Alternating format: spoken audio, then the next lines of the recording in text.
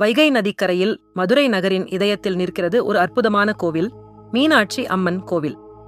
இது வெறும் கோவில் மட்டுமல்ல, 2500 ஆண்டுகள் வரலாறும் புராணமும் கொண்ட ஒரு உயிருள்ள கலை அதிசயம். புராண கதை என்ன தெரியுமா?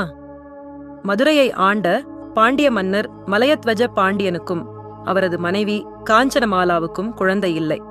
அவர்கள் சிறப்பு யாகம் செய்தபோது யாக குண்டத்திலிருந்து 3 மார்பகங்களுடன் 3 வயது சிறுமி தோன்றினாள். அவளே மீனாட்சி.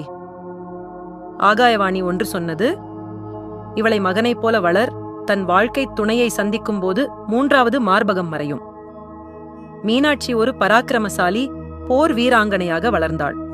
கைலாசமலையில் சிவபெருமானை சந்தித்த போது அவளது 3வது மார்பகம் மறைந்தது. அப்போது அவள் புரிந்து கொண்டாள், இவரே தன் இறைவன். 8 நாட்களில் சிவன் சுந்தரேஸ்வரராக மதுரை வந்து மீனாட்சியை மணந்தார். இந்த திருமணத்திற்கு விஷ்ணு தன் சகோதரியான மீனாட்சியை வழங்கினார்.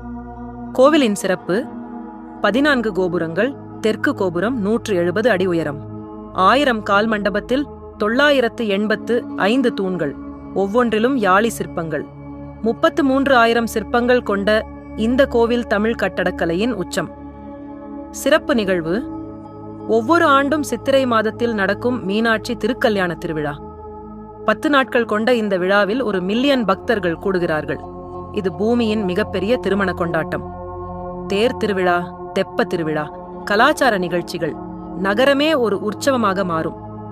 ஒவ்வொரு இரவும் சுந்தரேஸ்வரர் விக்கிரகம் பல்லக்கில் மீனாட்சி சன்னதிக்கு எடுத்துச் செல்லப்படுகிறது. இன்றும் அவர்களது காதல் கதை தொடர்கிறது. மதுரை மீனாட்சி கோவில் ஒரு வலிமையான பெண்ணின் கதை, நித்திய காதலின் சின்னம், தமிழ் கலாச்சாரத்தின் பெருமை.